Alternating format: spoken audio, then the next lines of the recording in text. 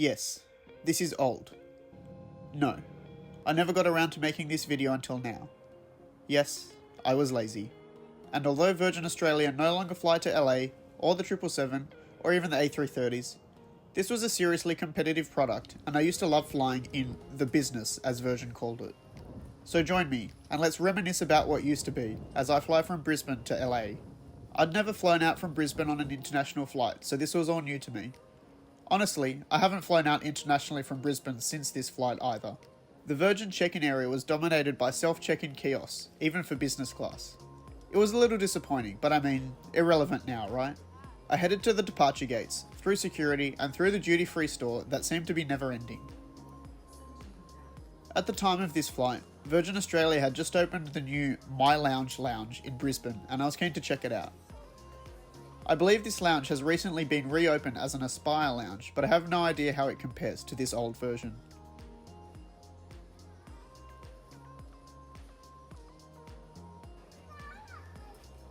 The first thing to note about the lounge is that, well, it's kinda just in the middle of the gates and a walkway. It felt more like walking into a shop or an airport restaurant than an airline lounge. Nevertheless, it had a fresh and funky design with friendly staff at the entrance. What's not so good was the fact it was packed. It was so busy that people were sitting with strangers just to get some table space or a PowerPoint. There wasn't any real sense of personal space.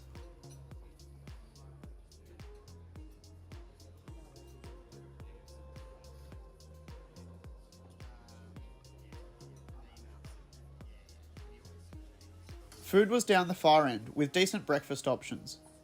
Slightly deceivingly, there was a menu, but it wasn't an a la carte menu that you could order from. Rather, it was just a menu to let you know what was available at the buffet section. I really wasn't feeling the vibe of MyLounge, so I headed to the gate instead. Here's the plane that would be taking me over to LA, a Boeing 777-300ER. According to tracking, this plane is currently stored in the Netherlands. The Virgin 777s had 339 seats in a 3-class layout. Business class was the much-loved seat which Virgin Australia called the Business, which was installed on the 777s and A330s. Obviously, the 777s flew internationally, but the A330s were a real treat for flights to Perth.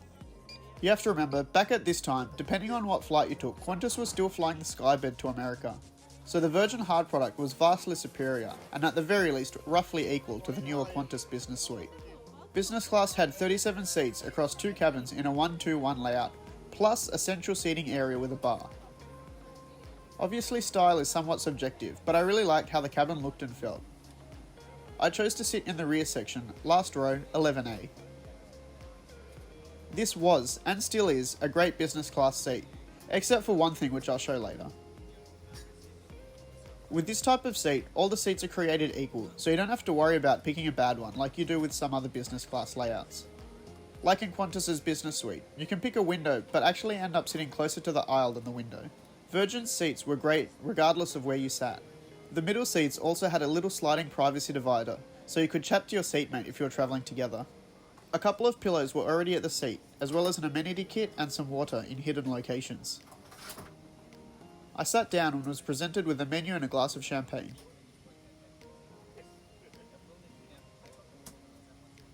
Having a closer look at the seat, the side console had a huge storage bin with IFE remote, power, USB and a headphone jack. Behind that was another slightly shallower storage bin, and behind that was yet another storage slot like a little cupboard. Then there was the literature pocket, a reading light, and then the seat, which, as it turns out, does not have an adjustable headrest. On the aisle side was an armrest with more storage inside, but pre-filled with a bottle of water and the supplied noise-cancelling headphones. It could also be lowered for more space while in bed mode.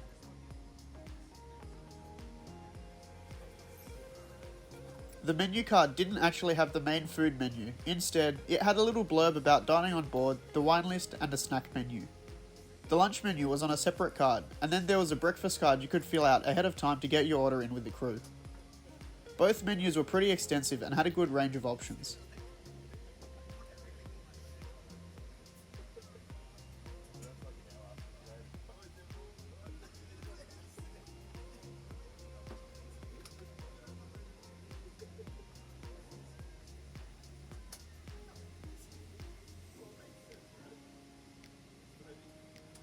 Eventually, we pushed back to start our flight to LA.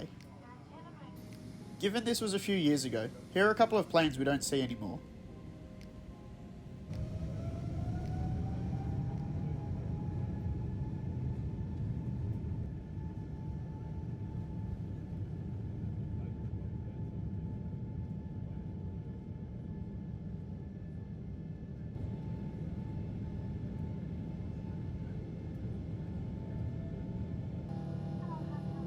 Again, irrelevant now, but there was an entertainment system. The screen was a good size and a touch screen, but it was much easier to use with the remote given how far it was. It was responsive and had a lot of viewing options, which wasn't the case on the A330 IFE in my experience. The A330 seemed to have far fewer movies and shows available. The Amenity Kit came in a nice case, and although it didn't look too flashy, the contents were well thought out.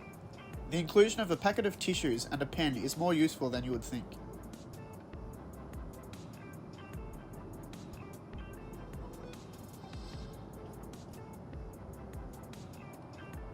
I had the advantage of being at the back of the cabin, but still, privacy was great for everyone else as well. I was offered a hot towel and a post-takeoff drink. I went for something a bit different, an Aperol Spritz, which was served with warm nuts. The proper lunch service began with a choice of bread and pepper say cultured butter.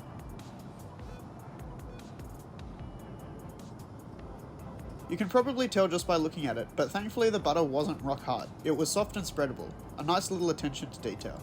For the starter, I had a pumpkin and coconut soup, which, according to my notes, was tasty but nothing spectacular. For my main meal, I had the braised beef with potato gratin and green peppercorn mustard.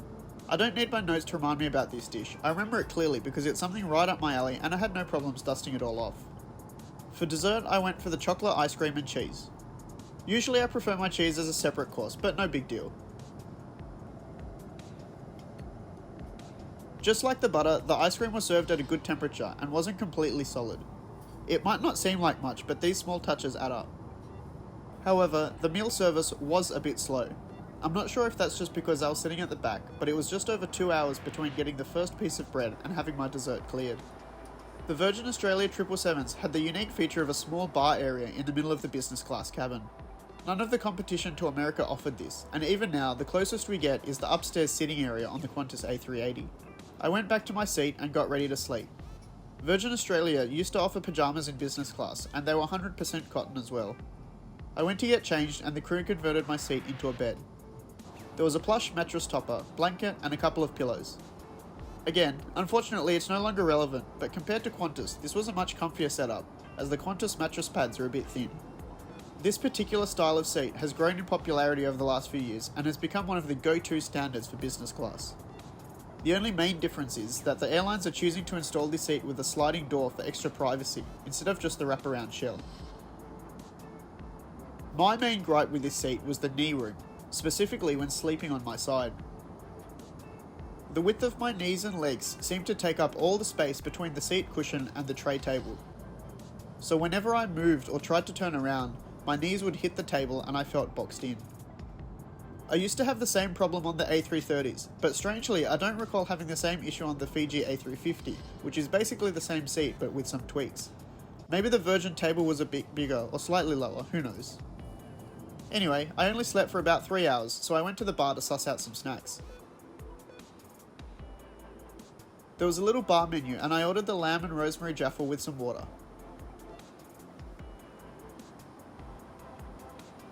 The attendant then insisted I try the sweet potato dip and a glass of wine. This was meant to be served with flatbread, but they didn't have any, so it came with toasted sourdough instead. I tried to kill some more time by finding something to watch, but ended up just napping instead, finally waking up to some nice mood lighting, about 2 hours out from LA.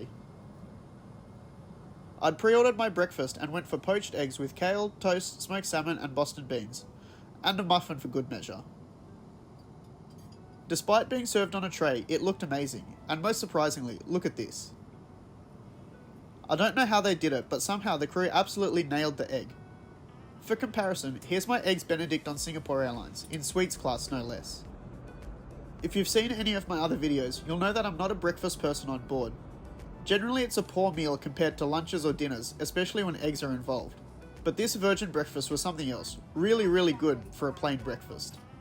We were offered another towel to freshen up, and then I sat back to watch the sunrise as we closed in on LA.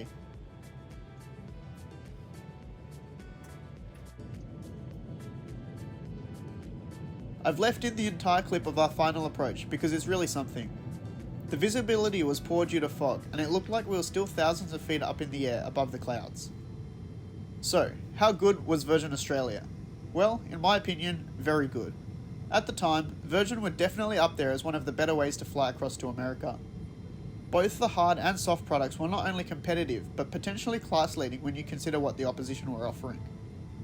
I'm going off the top of my head here, but as far as I can recall, Australia to America had 5 airlines offering direct flights, with some of those offering multiple destinations on either end.